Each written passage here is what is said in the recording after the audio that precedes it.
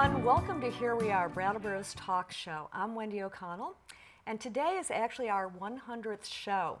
We started about 2.5 years ago, so this is show number 100. It's been a blast doing these shows. I've really enjoyed it.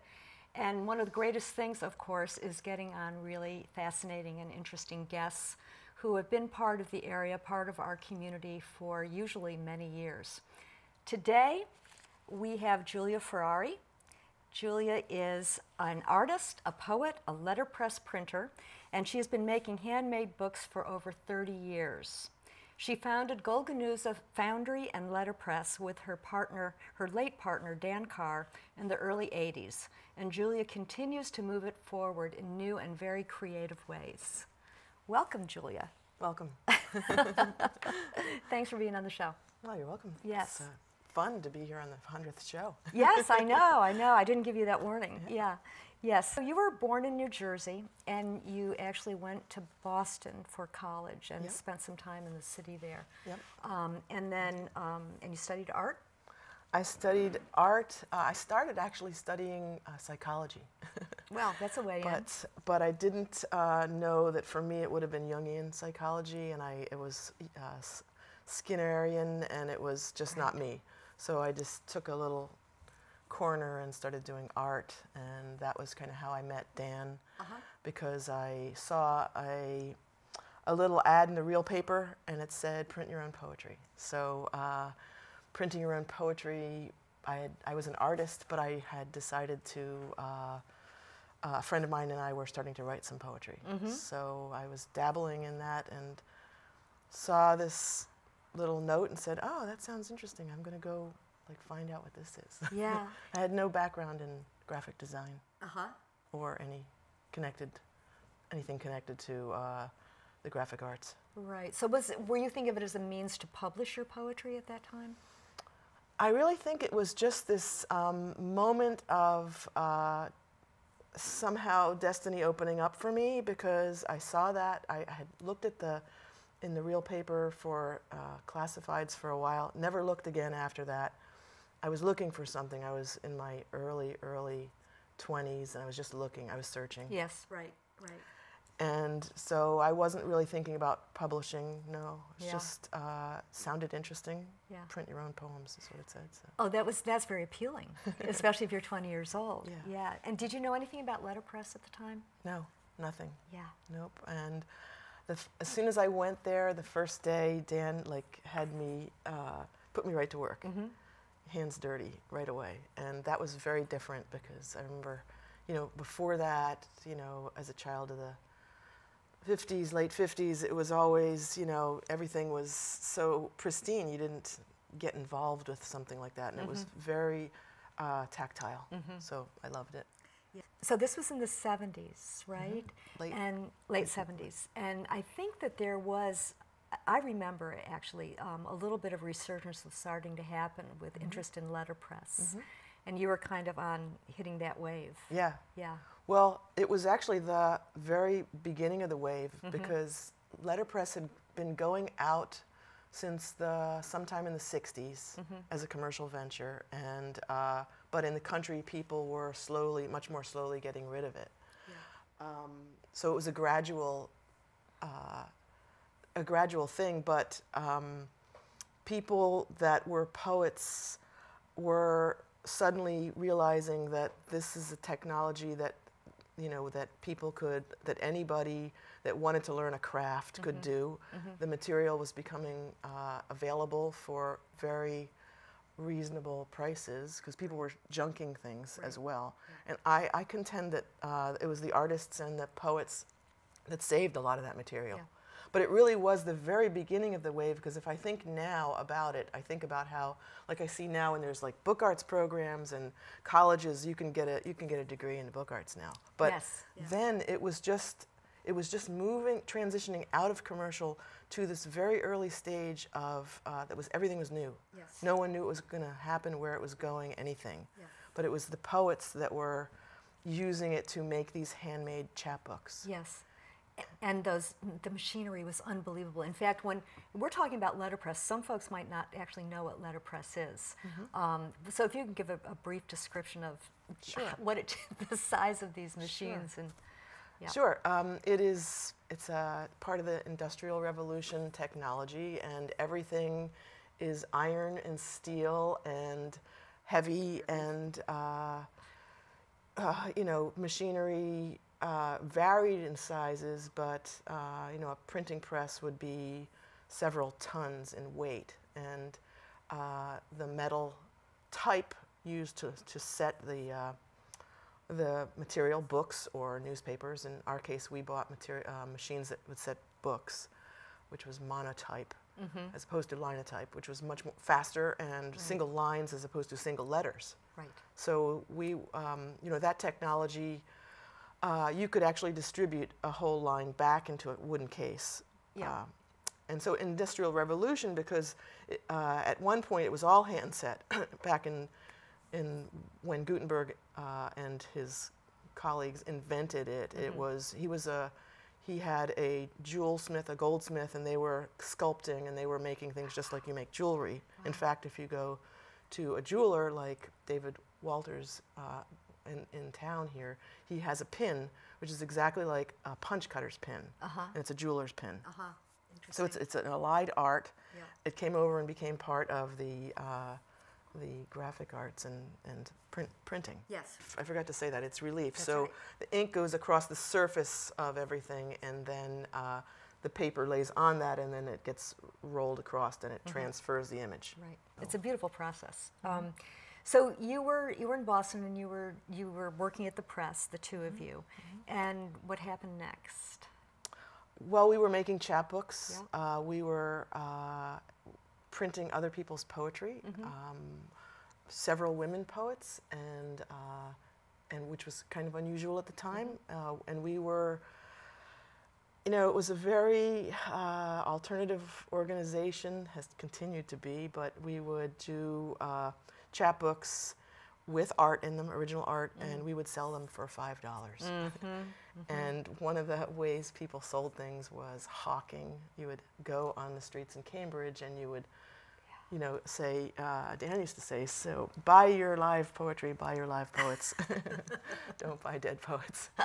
So it was really a time that was all about the ability of artists and poets writers to be able to have their hands in the process and controlling who did get published. And because before that, if you weren't known, you didn't get published, and it was impossible for small poets, for lesser known poets, to get published. It was fairly frustrating. So that was part of the small press movement. Yes. And then you moved from Boston. Yeah, so we did that for quite a while. For 4 years in Boston, I was part of the press, and then after that, the building went up for sale, and it suddenly was this realization that we might have to move all this equipment. So we started looking in circles, widening circles outside of the city, and found a building 2 hours out. Empty building, had been empty for 20 years. And the first time I saw it, I said, no, I don't think so. And then the second time I saw it in spring, and I said, well, that's a nice looking building. So, but it was a leap. We leapt out into nowhere, essentially, because it's a small village, and only knew a couple that lived in the village, friends of Dan's. That's the only way we ever knew about that spot way out here to the west of Boston, and just leapt without any business plan, without any knowledge of how we were going to make a living. And I've talked to young people about this in the past and said, if we had been really careful and thought about it, we probably would have never done it. And sometimes, though, therefore, it's good not to be so careful. In life, to take that risk. You don't take risks if you're too careful. Yes, and also that time was a little bit easier economically to make that kind of risk. You're in an old converted mill in Ashwilit, and beautiful old building, beautiful old brick building, and so you set up shop. Yeah, we set up a shop. We first started working on some of the chapbooks that we were doing, and but we were definitely questing. We really did not know what direction we were going, and I think at one point, but we decided though that we definitely did not want to get a job and come back and do our art. That we somehow wanted to incorporate the two, and decided that we would get better at our art by working for other people, and then also do our own work. So that was a conscious decision we made. And we also thought about the future. We had a vision. We said, well, we want to do this, and then at some point we're going to transition to just doing our books. Which is very interesting because we did that other process for a long time and interspersed some of our own books. But I'm now at the stage, having lost Dan, where I'm at the stage where I need to now remember that long ago goal and really plug into that. And that's challenging for me. Yes, and your vision has changed over the years too. And it has, going back to the early years of Golgonooza, can you give the derivation of Golgonooza? Sure. The roots of it, Golgonooza is from William Blake, and it is the city of transformation through art. So, and in Golgonooza, there's Los and Enitharmon, and Los he runs the blacksmith, the forges that forge the sinews and the muscles of human beings. Oh, wow. And Enitharmon is the weaver, and she weaves like the sort of the more ethereal parts of the human being. And so we had a forge, so to speak, by having a foundry, and so we decided that we would name it this place, Golgonooza. You really brought that metaphor into what you did at the foundry, and you were doing bookbinding also at the time. So you and Dan were both in this space together, but you did have separate areas where you were doing more separate tasking in the areas. Yeah. Well, that was essential to have separate areas because we were not only creative partners, we were marriage partners, we were best friends, and one of the things we learned was that we had to learn how to compromise as a couple, because it was 24/7, and that was really challenging. That was not something either one of us knew going into it, that how difficult that was. It was very challenging, so we learned how to compromise. We learned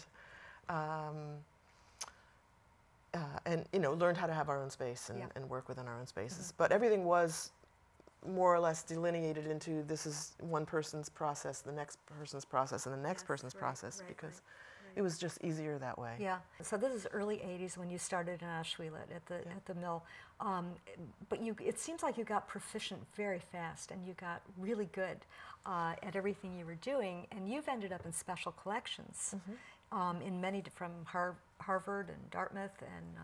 Well, we were working 8 hours a day every day, except at one point even we worked Saturdays, but then we decided that we needed to take off Saturdays and Sundays like normal people. But we worked, every day 9 to 6, pretty much. Yeah. And how did your reputation get out there? How did people find you?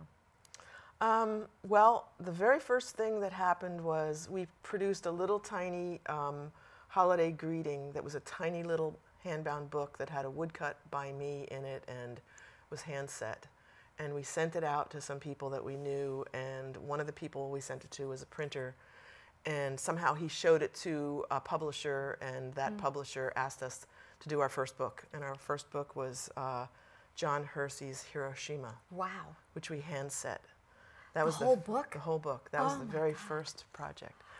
Which is a very intense project because... That's very ambitious, yeah. Well, also the writing itself was, we would have to, after a day, we would have to just sort of stop and pause because it was so, the words were overwhelming.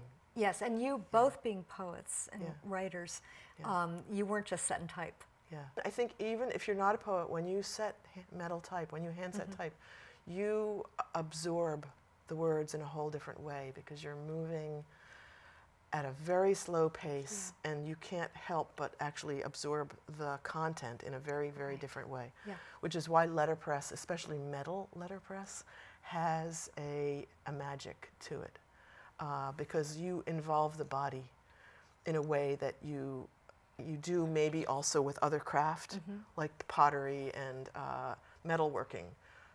It's very deeply connected to the body, and it affects your emotional, your spiritual, your whole outlook on what you're doing. It's not just a job. It is a very physical endeavor that is taken as a lifelong learning. I mean, constant learning from this process of using your hands. Yes, yes. We never got bored. 30 years of doing that every day, that many hours, 8, sometimes 9 hours. We would remark, it's like, wow, we're not bored. We're like doing something different now. We're learning how to do this better, and we're learning how to do this, differently and better and deeper. And so I think that's what craft brings. Yes, right. You're right, and bringing the body into it. Yeah. Yeah. I worked with some people who had a very small press in Brattleboro for a while, and going from the press into where the guillotine was for or laying down the papers. This probably won't get in the show.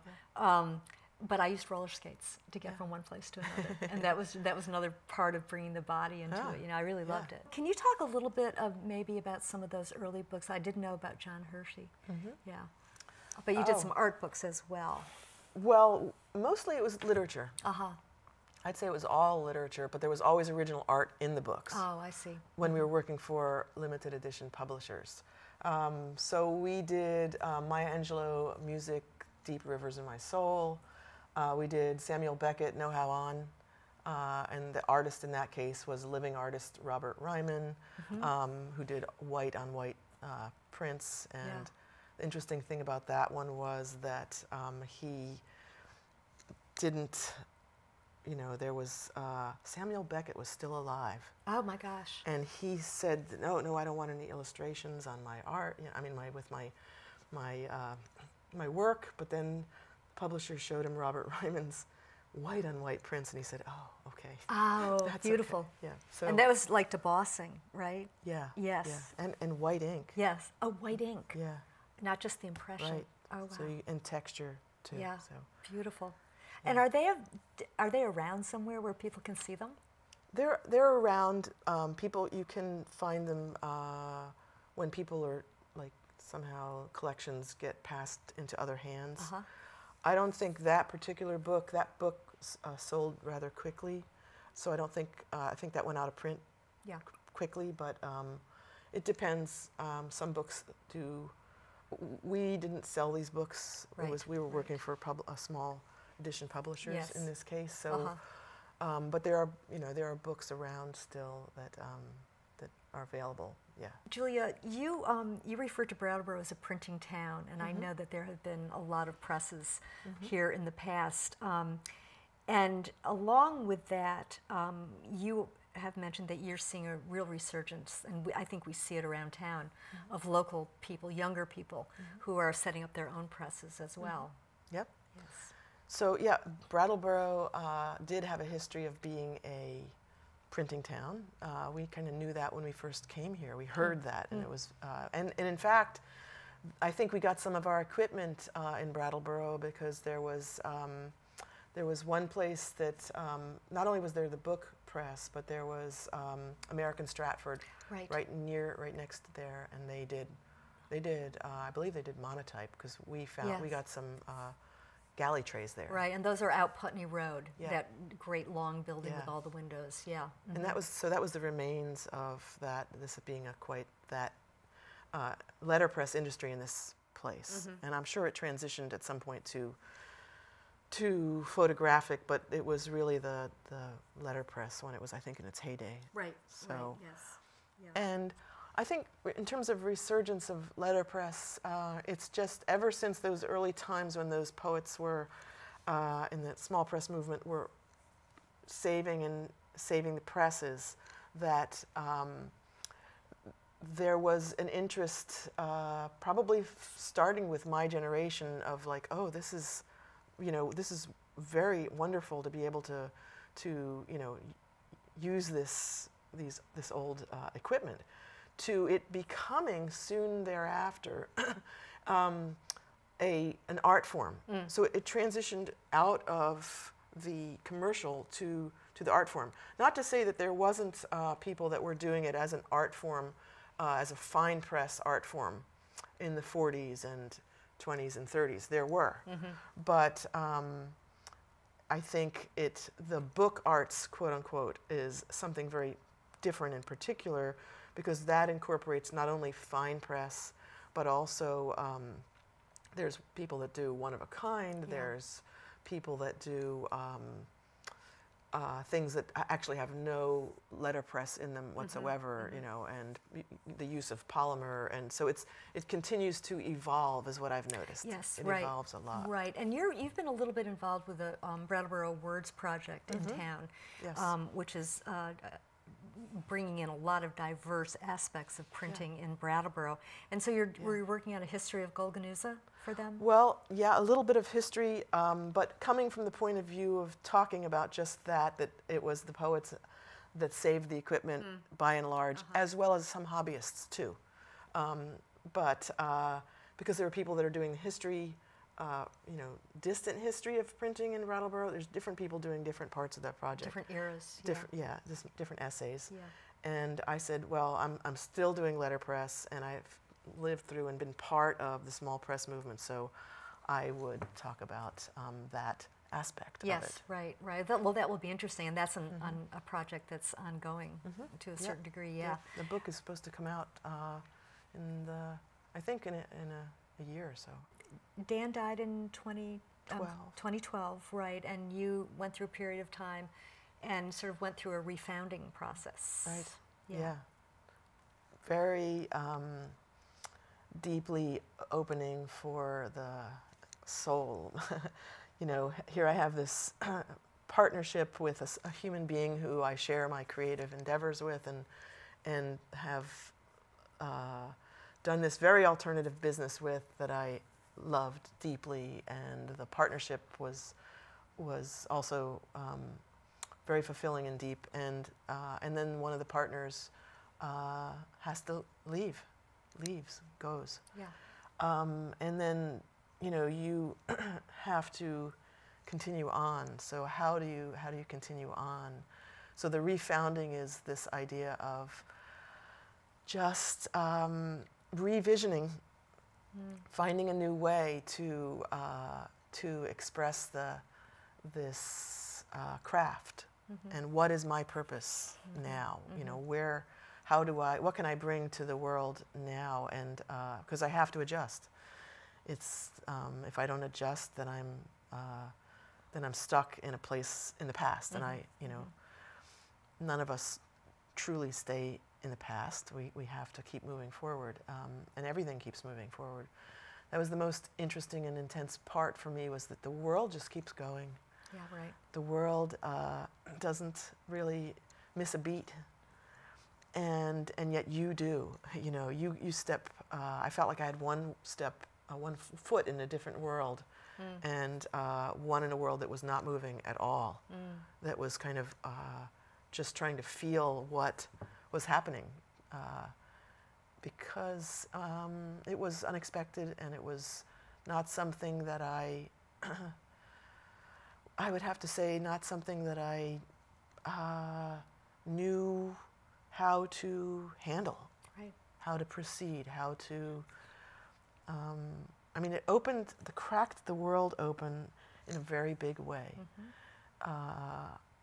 in a very spiritual way, because if you're doing something, and of course to say that, to make sure I say that the part that Dan did, I did not learn, because I did this other part, and so it's caused this time period where I have half of the business, and I'm trying to recover that half, and I've had young people come and study with me, and come in with some talent of learning and knowing how to do some things already too, in terms of casting, which is good. But the challenge for me is that I feel a responsibility to bring to the next generation the ability to work with their hands like I did, because I think it changed me and it grew me as a human being. Yeah, yeah. And I feel like that's so important, that I feel like I need to, that's my purpose, that's why that equipment exists. Yeah. It's not about me. The press was never about me and Dan. Yeah. It was always about what we made and how we changed the world in very small ways by just putting out an energy of an opening that you know, wasn't about tiny little things. It was about, you know, this growth of human potential. Right, right. And you're wanting to pass that on to younger people. Yeah. Yeah, yes, Right. yes, absolutely. And in part of the refounding and revisioning, you established Quiet Fire. Yes. Can you talk about that for? Sure. Quiet Fire is a workshop that I do, a series of workshops that I do, and those workshops are where I combine improvisational music, which was something that I loved and did in Boston. Started a band that there were 4+ people that would play music, and we played at the Modern Theater, we played at Studio Red Top, we played at the Avant-Garde Festival in New York City, and it was really completely improvisational. It was with words too, poetry. But and so when I was revisioning, at one point I said, okay, well, who am I? What do I do? What do I bring to this myself? And I realized that I loved improvisational music, and so I have these workshops where I do improvisational music and typography, and I combine them together back and forth. So we make music, and then we come over to the shop, and we set music related to what that experience felt like, go back to the studio with the music studio, and we have printed something at that point, and we read that as that printed piece is the score. So we create a score. Wow. And we create it in letterpress. Wow, that's fascinating. So that's fascinating. That sounds like something that has to be experienced. It's exhilarating. It's very nothing is planned. Everything is very immediate. Even the typesetting is unplanned. Yeah. It goes where it goes, and of course letterpress is this very solid, very unmoving kind of non-improvisational kind of material, but it's using that in a different way. That's fascinating, Julia. That's really interesting. It's fun. Yeah, I'll bet it is. And so at the end of the show, we will have, in our credits, we will have the information for Julia's site where folks can go on and check it out. And you have obviously all your workshop information on there as well. This has been great, Julia. We could talk a little bit more, I think, about lots of things. Yes. Yeah, it's fascinating, and letterpress is such a whole world, and it's so beautiful. Yeah. Yeah. Yeah. It is. It's one of the crafts that combines, thought, word, the physical, and in the same way, in some ways, like the music can too. It involves all the senses. Right. I think. Right. Yeah. Who Who could ask for more? Thanks so much. Thank you. Thanks for coming on. Thank Yes. you. It's fun. And thanks to all of you for being with us today. It's great hearing Julia's stories, and I want to thank all of you for tuning in, and for those of you who have tuned in regularly to some of these 100 shows. I'm really grateful to you, and a big thank you to every single guest who's been on the show. We will see you again next week.